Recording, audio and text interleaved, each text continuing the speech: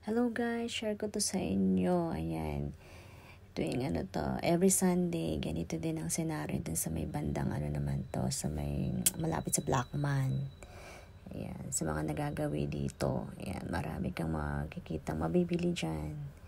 Ayan, marami kang pagpipilian. Actually, mga mura din naman siya. Ay, mga ukay-ukay yan. Ayan, diba? Daming namimili, mga kababayan natin.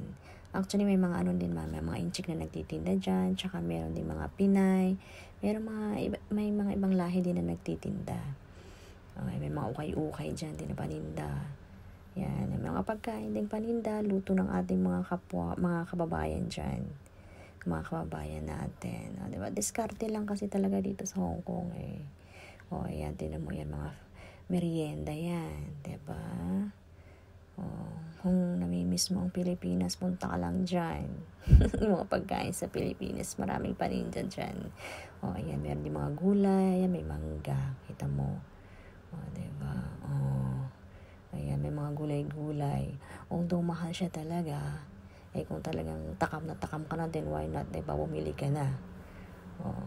Hindi mo naman makakain yung pera mo eh. At least siya may gugulayin ka. Diba? Ayan. Actually, nabili ko yata dyan is yung baeg sa Ilocano. Ewan ko yung Tagalog doon, di ko alam.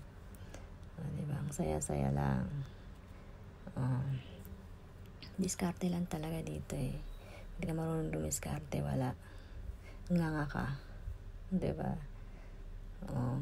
Kaya mga puso ng saging, at ayan, dahon pa ng saging, at saka may talaga saging talaga. Saba. Ayan, dito kami ni-stock na kami dito kasi nakita ko eh, napabili talaga ako eh. Namiss ko magluto talaga ako ng baeg. Yan, pinaksiw ko yun, tsaka meron pa silang dahon na bunga ng malunggay. Diba? $25 yata yan. Diba? May mga ukay-ukay. Andyan yung mga kapwa nating mga kababayan natin. Kalatag din sila dyan. Yeah.